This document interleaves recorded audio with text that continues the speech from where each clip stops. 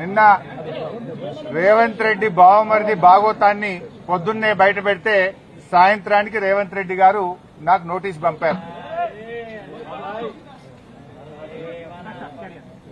నిన్న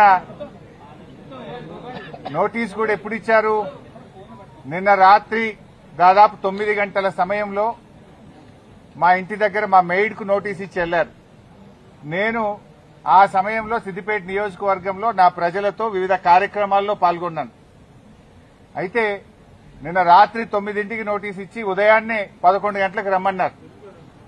నేను హైదరాబాద్ లో లేను. అయినా కూడా రాత్రే హైదరాబాద్ చేరుకొని ఈరోజు వాళ్ళు ఇచ్చిన నోటీస్ మీద మేము హాజరు కావాలని చెప్పి నిర్ణయం తీసుకున్నాం.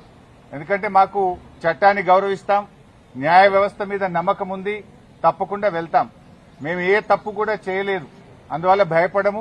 ఈ రేవంత్ రెడ్డి తాటాకు చప్పుళ్లకు బెదిరే ప్రశ్నే ఉత్పన్నం కాదు. ఎందుకంటే ఇలా రేవంత్ రెడ్డి మాకు తెలుసు, నిన్న ఆయన బావమర్ది భాగోతాన్ని పొద్దున బయట పెడితే సాయంత్రానికి నోటీస్ పంపిండు. ఆ భాగోతం మీద కనీసం ఒక్క మంత్రి గాని ప్రభుత్వం నుంచి స్పందన కూడా లేదు. ఎందుకంటే మేము అన్ని ఆధారాలతో నిజాలు బయట పెట్టినాం కనుకనే ఆ సమాధానం లేక డైవర్షన్ టాక్టిక్స్ కోసం ఈ నోటీస్ పంపిండని అర్థమైతా ఉంది. నిన్ననే